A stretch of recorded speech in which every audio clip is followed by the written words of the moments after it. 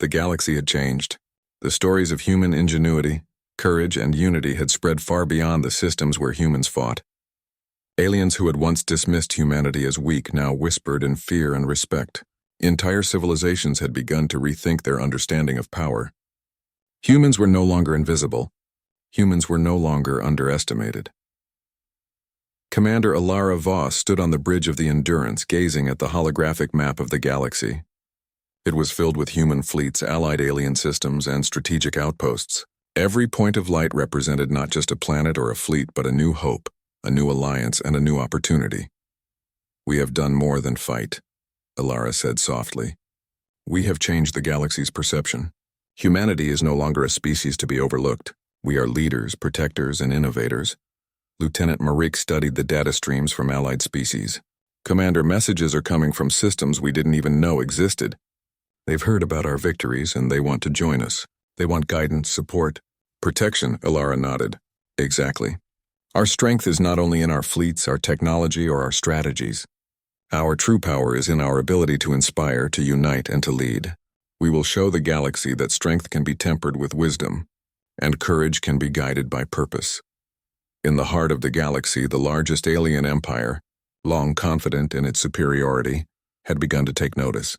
Entire fleets were mobilized, yet commanders hesitated. They could not fully comprehend the speed, precision, and ingenuity of the humans. Even when assembling thousands of ships, they were forced to adapt to a species that did not rely on sheer numbers but on intelligence, unpredictability, and unity.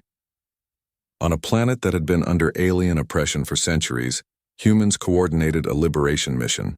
Their fleets moved with precision, disabling orbital weapons, neutralizing patrols, and protecting civilians.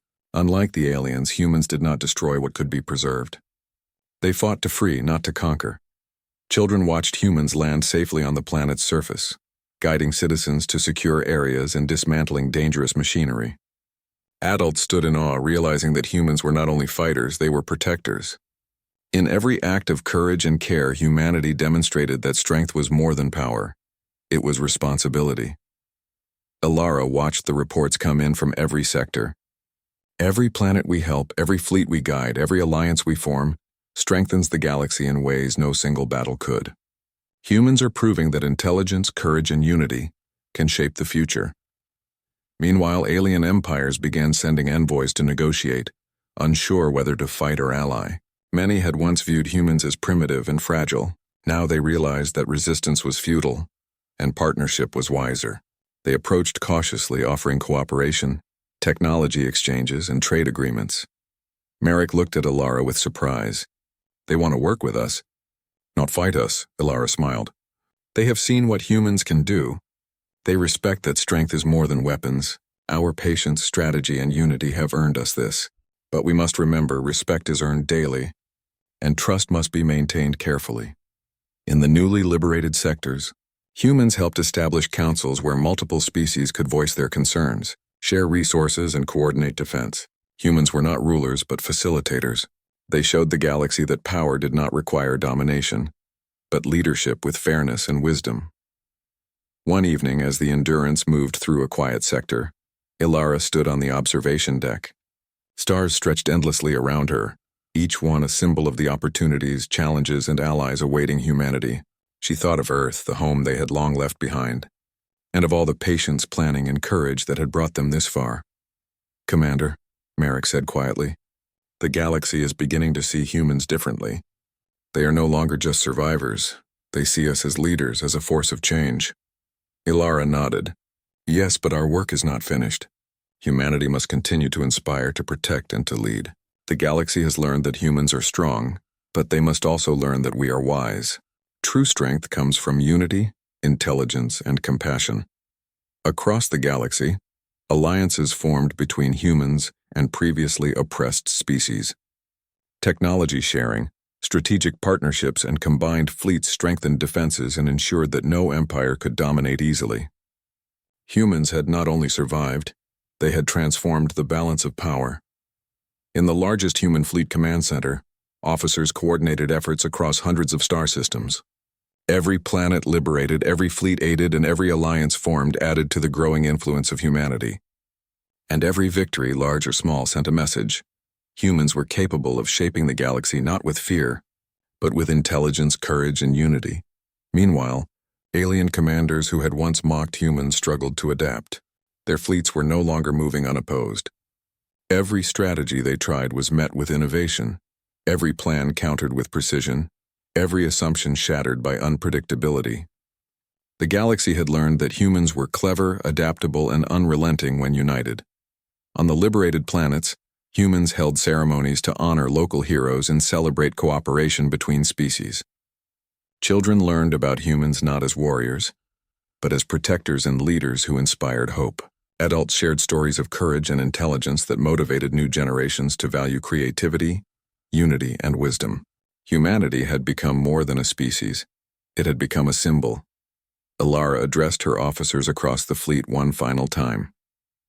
Today we are not only strong, we are respected, admired, and trusted. The galaxy has learned that humanity's patience is not weakness, that our intelligence is unmatched, and that our unity is unstoppable. We fight for survival, but we lead for the future. Remember this, the galaxy now knows who humans truly are. Merrick smiled, proud and inspired. Commander, the galaxy will never forget this. We have proven what humans are capable of. Alara nodded. Exactly. But we must continue to prove it. Not just with fleets, but with wisdom. Our strength is more than weapons. Our strength is in how we choose to use it. Humans will be known as a species that protects, guides, and inspires, and that is a legacy worth leaving.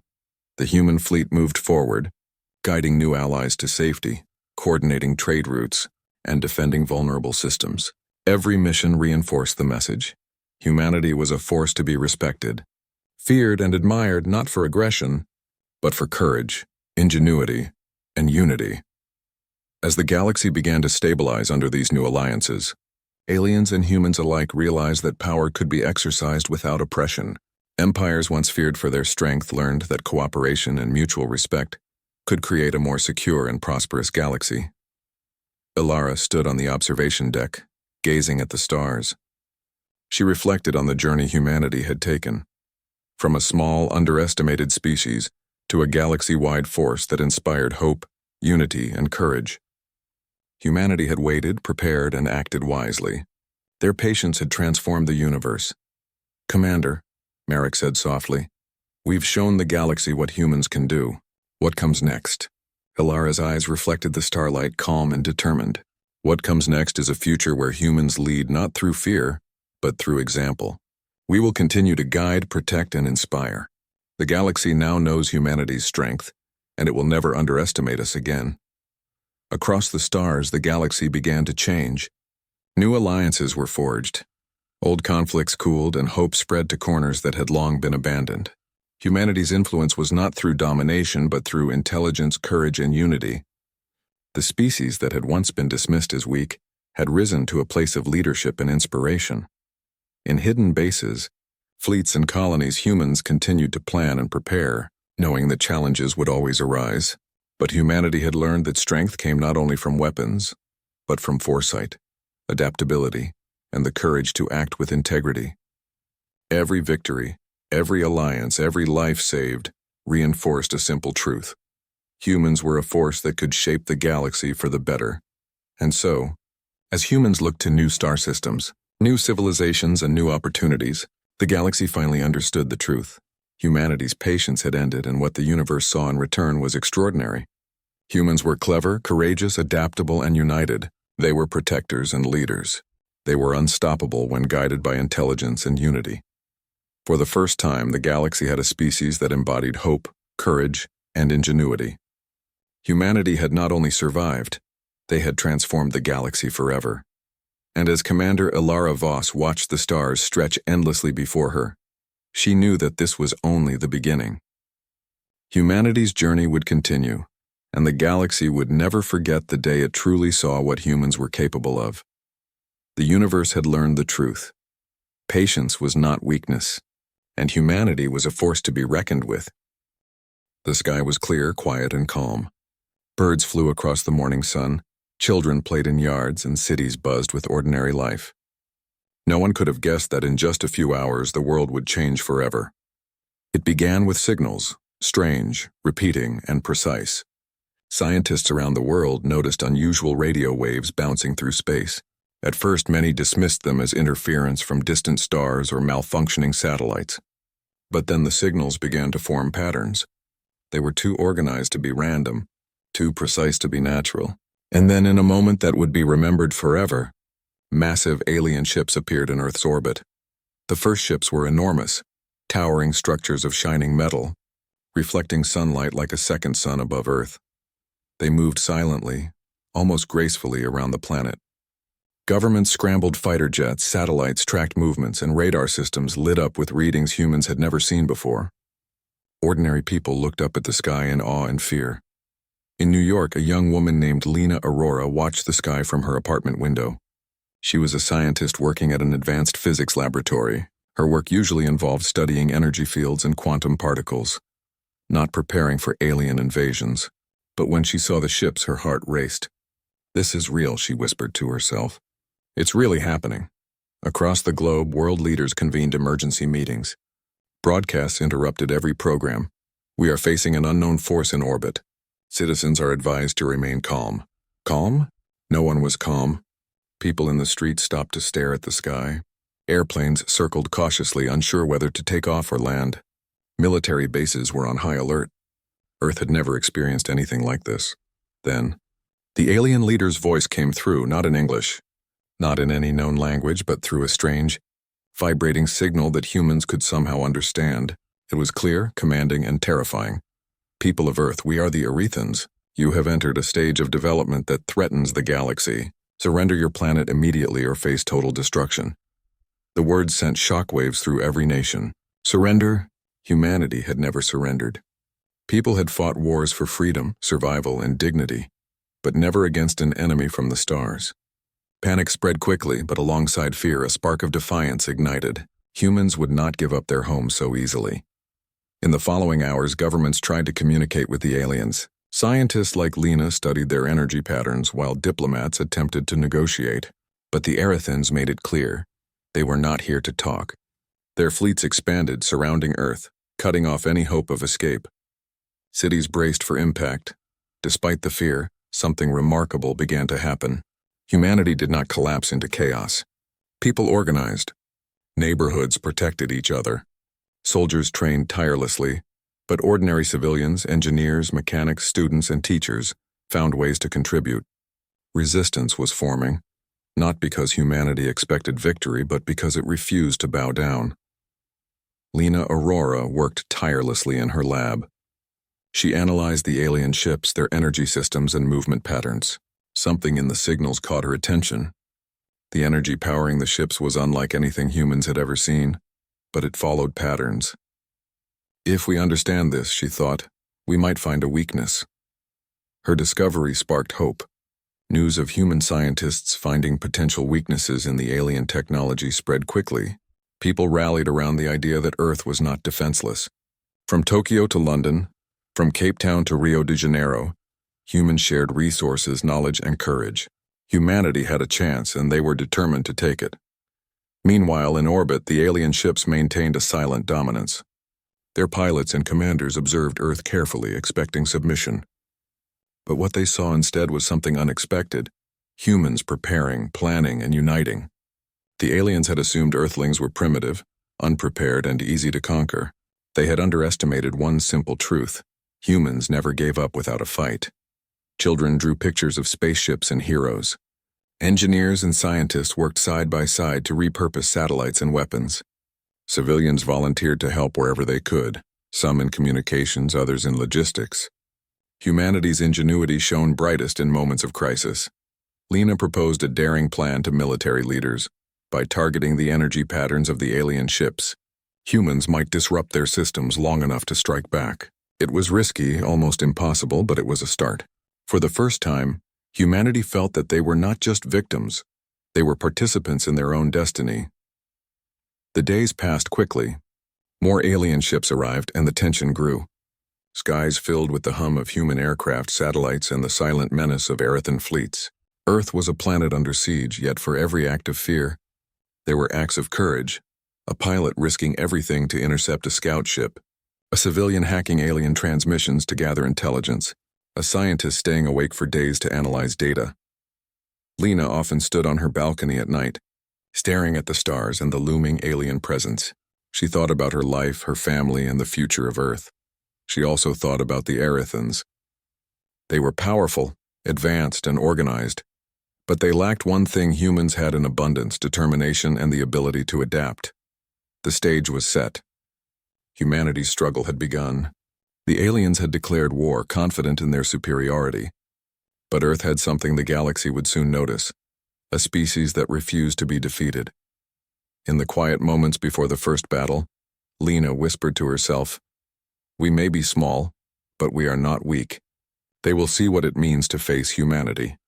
And somewhere across the stars the Erithans watched, unaware that their declaration of war had awakened a force greater than they could imagine. The war for Earth was about to begin, but the story of courage, ingenuity, and unity was only starting. Humanity had been threatened, yes, but in their fear, they discovered their greatest strength themselves. The first strike came without warning. The sun had just risen over Europe, casting soft light across cities that were beginning their daily routines. Streets filled with commuters, children walking to school, and merchants opening their shops. And then the sky erupted. Massive beams of blue energy cut through the clouds, striking the outskirts of several major cities simultaneously. Buildings shook. Glass shattered. Sirens wailed. People froze, unsure whether to run, hide, or scream. The world had never experienced anything like this. In London, Captain Raj Malik was at the city's Defense Command Center, surrounded by maps, screens, and blinking lights. His team watched as the alien ships moved gracefully yet menacingly in the sky. "All units engage defensive protocols," he ordered. Fighter jets scrambled from nearby airfields, missiles launched from underground silos, and satellite systems attempted to intercept the beams. But the alien energy was unlike anything humans had seen. Most missiles disintegrated before reaching their targets. Across the globe, similar scenes unfolded. In Tokyo, a massive shield generator activated, creating a shimmering barrier over the city. It absorbed the alien energy, but only for a while. New York, Moscow, São Paulo. Each city faced the same terrifying reality. Humanity was outmatched. Yet despite the fear and destruction, humans refused to surrender. Lena Aurora was already at her lab when the first beams hit. Her monitors flickered as data poured in from satellites and ground sensors. She ran calculations quickly, her mind racing. "The energy patterns, they're not random," she muttered. "If we can predict the timing, we might be able to disrupt them." She called an emergency meeting with the International Defense Council. Military leaders, scientists, and engineers crowded the screens. Lena explained her findings. The alien weapons relied on synchronized energy pulses. "If we can interfere with the pulse sequence," she said, "even slightly, we can weaken their systems temporarily. It won't destroy them, but it will give us a chance to fight back." The room fell silent. This was risky, very risky. But it was the first plan that promised humans a fighting chance. Captain Malik nodded. "We'll try it. Prepare the teams. Humanity needs every advantage we can get." Meanwhile, on the ground, ordinary people were finding ways to survive and help. In Paris, a group of students used drones to scout alien landing sites. In Cape Town, engineers repurposed mining equipment to create energy-absorbing barriers. In Mumbai, civilians organized supply chains for food, water, and medical aid, ensuring that even in the chaos, communities stayed alive. As the first day of the attack continued, the alien ships demonstrated astonishing precision. They moved in coordinated patterns, avoiding collisions, predicting human responses, and striking with near-perfect timing. Yet every time humans adapted, the aliens were slightly slower to react. It was small, almost imperceptible, but it was there. Lena and her team worked through the night. Computers hummed, calculations were scribbled on whiteboards, and volunteers ran between labs and command centers delivering crucial updates. Slowly, they developed a plan.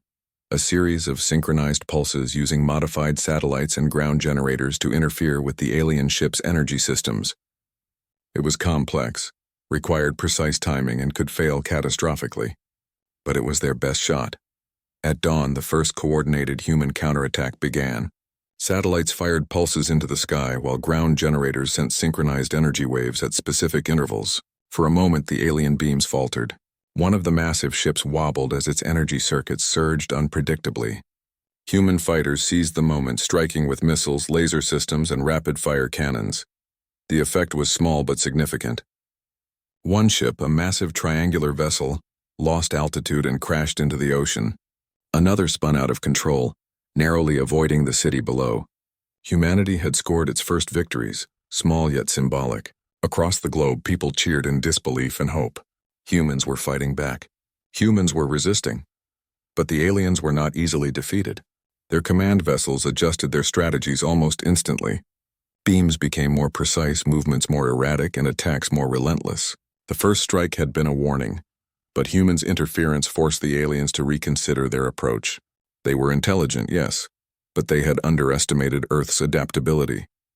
Lena Aurora watched the live feed from the orbiting alien fleet. Patterns emerged, slight delays in energy pulses, minor errors in coordination. "They're learning from us," she whispered. "And so are we." As the battle raged on, stories of human courage spread quickly. A group of volunteers in Berlin used improvised EMP devices to disable a small alien scout, capturing it alive. In Rio de Janeiro, a team of engineers redirected city power grids to create defensive shields that absorbed beams long enough for civilians to evacuate safely. Even children played roles. Small acts like relaying messages or delivering supplies made a difference in the larger effort. Captain Malik coordinated with multiple teams worldwide. "We fight together or we fall alone," he said over the global network. His words echoed in control centers, labs, and streets across continents. Humanity's unity became its strongest weapon. As night fell, the alien fleet paused. They hovered in orbit, scanning, calculating, and communicating among themselves. Humans had fought back with courage and creativity. For the first time, the aliens saw something unexpected, a species that refused to yield, a species willing to adapt, improvise, and strike when least expected. Lena looked at the global network of human activity and smiled faintly. "We're not just surviving," she said softly. "We're showing them who we are." In orbit, alien commanders conferred. Their initial assumption, that Earth would surrender, was wrong. The humans were clever, resourceful, and united. Their technology was crude compared to the Arethans, but their creativity and bravery made up for it. Something else struck the aliens. Humans fought not just with weapons, but with hope, courage, and determination. The first strike had ended, but the war was far from over. Humans had learned a vital lesson. Fear could be transformed into action, panic into planning, and desperation into courage. And the aliens had learned something too. Conquering Earth would not be simple. Back on Earth, cities lit up with lights of defense and repair. Communities celebrated small victories and mourned losses. The world had changed, yes, but humanity's spirit burned brighter than ever. People looked to the skies, ready for the next move, ready to fight, ready to survive. Lena Aurora continued her research, refining her strategies and preparing for what would come next. Captain Malik coordinated global defense, ensuring every city, every team, every volunteer had a role to play. Ordinary humans were becoming heroes, not because they wanted glory, but because they had no choice. They had to protect their home. And somewhere in the quiet void of space, the alien fleet reconsidered its assumptions. Earth was not just a planet, it was a challenge. And for the first time, the Arethans realized that underestimating humans had been a grave mistake. The first strike had been terrifying, devastating, and chaotic, but it had also revealed humanity's strength. A species thought to be weak had fought back with brilliance and bravery. And now, the real battle was about to begin. Humans had faced the impossible and survived. And the galaxy was about to notice. The days following the first strike were tense. Humanity was still recovering from the alien attack, but a fire had been ignited, a fire of courage, determination, and unity. Governments, scientists, engineers, and civilians worked together like never before. The world had learned a critical lesson. Survival depended not on fear, but on action. Dr. Lena Aurora became the guiding force behind humanity's counterattack strategy. From her laboratory in Geneva, she coordinated with defense teams worldwide. Screens flickered with live feeds from satellites, drones, and radar stations. Every movement of the alien fleet was carefully analyzed, and every weakness in their energy patterns was studied meticulously. Their systems rely on constant energy synchronization, Lena explained to the Council of International Leaders. If we can disrupt it even briefly, we can create openings for attacks. But we need precision and timing. Any mistake could be fatal. The plan was ambitious. Teams would be sent to orbit in specially modified spacecraft to plant devices that could interfere with the alien ship's energy flow. At the same time, human forces on Earth would launch coordinated attacks to distract and divide the fleet. It was risky and the chances of failure were high. Yet it was humanity's best shot. Captain Raj Malik led the operation from the command center in New York. He coordinated with pilots, engineers, and ground forces to ensure every movement was synchronized. "We fight as one," he told his team. "Every city, every fighter, every volunteer has a role. We will not fail. We cannot fail." The first mission launched in the dead of night. A fleet of human spacecraft climbed from hidden bases, their engines blazing silently as they pierced the upper atmosphere. Onboard, volunteers and military specialists carried devices designed to interfere with alien energy systems. The journey was perilous. Alien sensors scanned the skies constantly, and any misstep could reveal their location. Meanwhile, on Earth, humans prepared for simultaneous attacks. Cities strengthened defenses, satellites were repurposed for strategic strikes, and improvised weapons were deployed. Communities volunteered to manage supply lines, medical aid, and communication networks. Every civilian had a role, proving that in this fight, heroism was not limited to soldiers or scientists. It belonged to everyone. In orbit, the human fleet approached the alien ships cautiously. The massive Earthen vessels glowed with energy, their systems humming with power. The humans were small in comparison, almost insignificant, but they were clever, determined, and willing to take risks the aliens could not predict. Lena's devices activated, sending synchronized pulses that interfered with the aliens' energy flow. One ship wobbled in its orbit, its weapons momentarily offline. Human fighters seized the opportunity, striking with precision. Another ship experienced sudden power fluctuations, forcing it to retreat from a strategic position. The alien commanders were surprised. They had expected humans to panic, to surrender, or to hide. Instead, Earth species was daring, organized, and adaptive. Small victories compounded, and slowly humanity began to turn the tide. Back on Earth, the impact of these victories was immediate. Civilians cheered when news of successful orbital strikes reached them. Engineers refined weapons, scientists improved energy interference devices, and soldiers executed coordinated maneuvers with newfound confidence. The alien fleet, once an unassailable force, now faced resistance that was clever, relentless, and unpredictable. Lena and her team worked around the clock. She studied every new pattern in the alien energy systems, predicting how the ships would move and react. "They are learning from us," she said. "We must keep adapting faster than they can." Her words reflected the truth of the battle.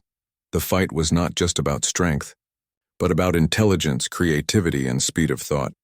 As days turned into weeks, humanity launched daring missions deeper into alien-controlled space. Pilots navigated asteroid fields. Improvised spacecraft were used to sneak past enemy patrols, and teams of engineers planted energy disruption devices with precision. Each mission carried risks, but the reward was significant. The alien fleet's coordination was weakening, and cracks appeared in their previously flawless tactics. The Earthens began to recognize something unsettling. Humans were not predictable. They adapted, improvised, and struck in unexpected ways. Their initial assumption that humans were primitive and easily conquered was wrong. And the more they tried to suppress humanity, the more humans innovated, finding new ways to fight back. On Earth, the impact of these victories was profound. Cities that had been devastated were rebuilt with speed and ingenuity.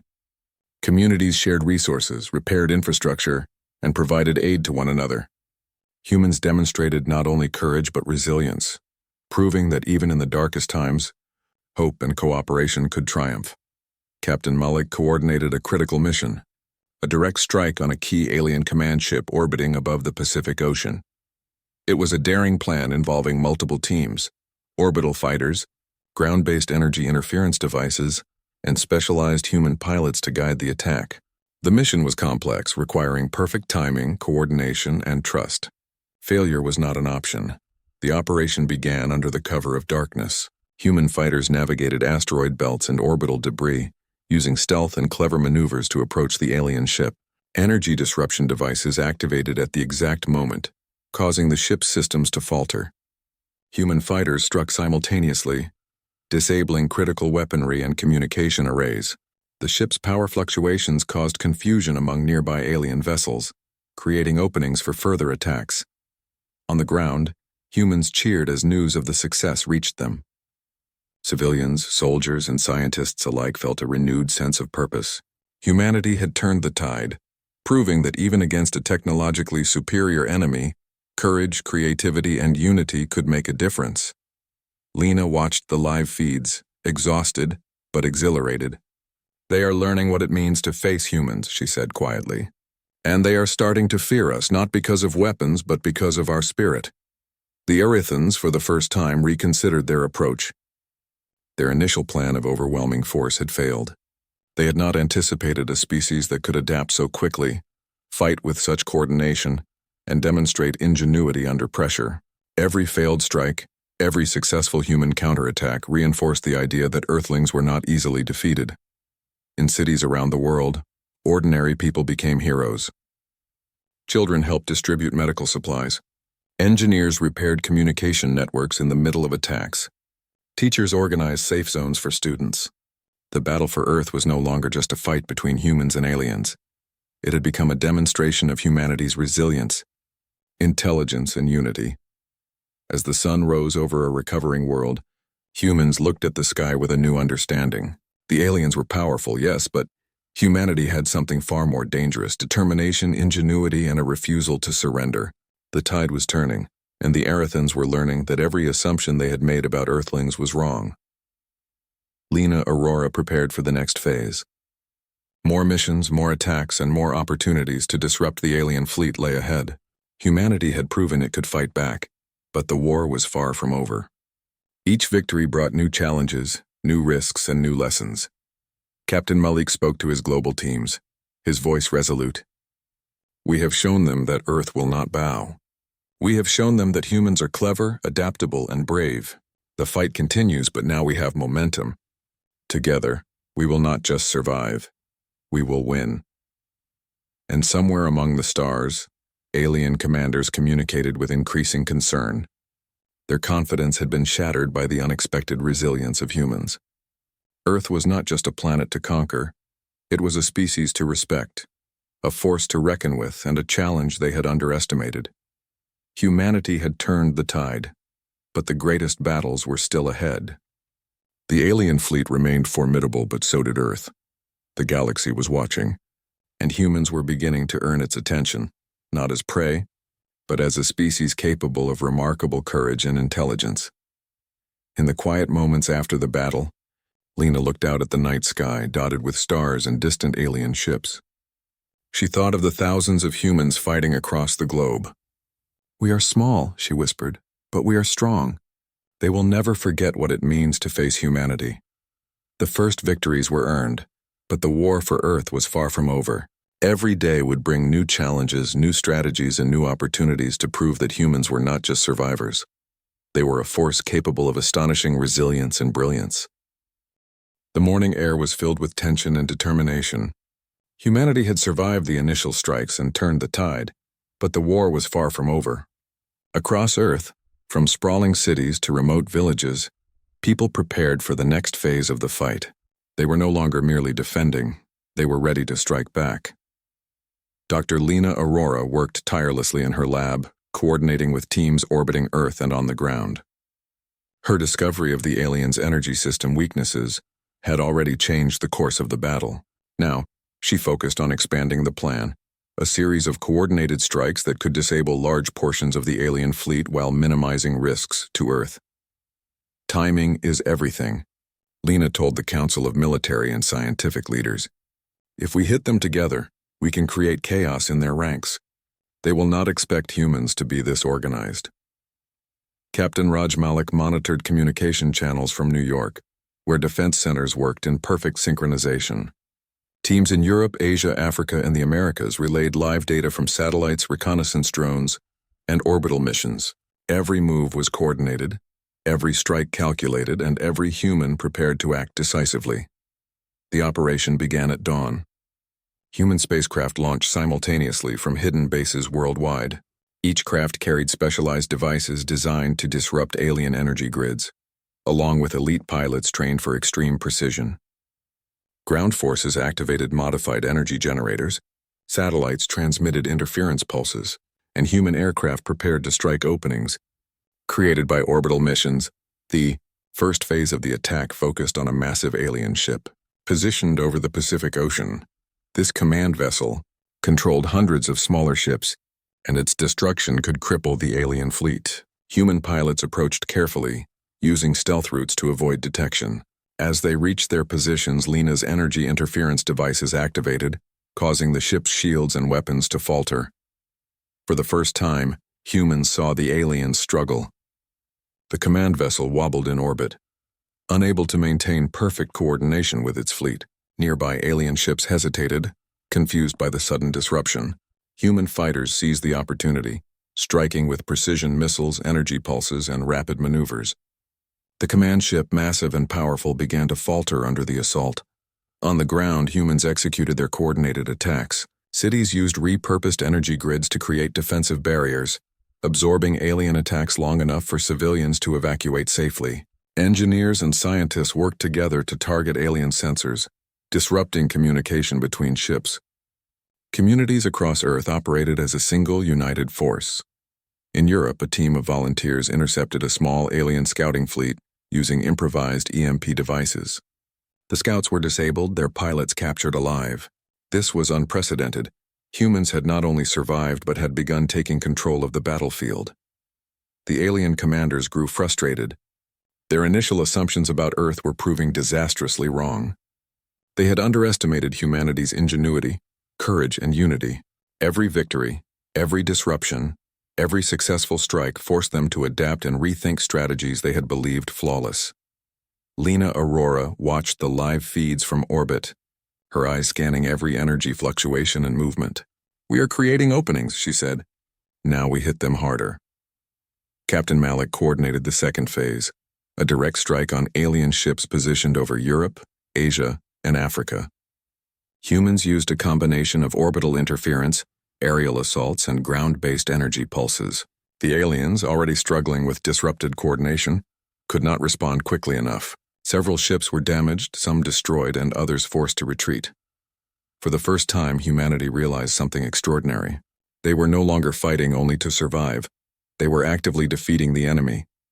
Ordinary people became heroes. Engineers repaired satellites while dodging falling debris. Civilians delivered food and medical supplies to those in the line of attack. Teachers guided children to safe zones. Humanity's collective effort became the strongest weapon of all. In orbit, the human fleet executed a daring mission. Elite pilots, guided by live intelligence and precise calculations, planted energy disruption devices aboard alien capital ships. The devices interfered with shields, weapons, and navigation systems, creating chaos in the fleet. Several alien ships collided, some spiraled out of orbit, and others fell into the atmosphere, crashing safely away from populated areas. The Arathans, shocked by the resilience and intelligence of humans, began internal discussions. Their initial assumption, that humans were primitive and would surrender, had been proven entirely false. They now faced a species that adapted quickly, fought strategically, and acted with courage and unity. On Earth, the impact of the victories was celebrated, but people remained vigilant. Cities repaired damaged infrastructure, medical teams treated the wounded, and scientists like Lena refined strategies for the next phase. Humanity had gained momentum, but the war was far from over. Every success came with the understanding that the alien fleet was still formidable. Captain Malik addressed the Global Command Network. "Today, we have struck hard, and we have won. But this is only the beginning. We fight not just for survival, but for our future. Every human has a part to play. Together, we are unstoppable." Human pilots and orbital teams continued their missions with renewed determination. Their courage inspired people on the ground.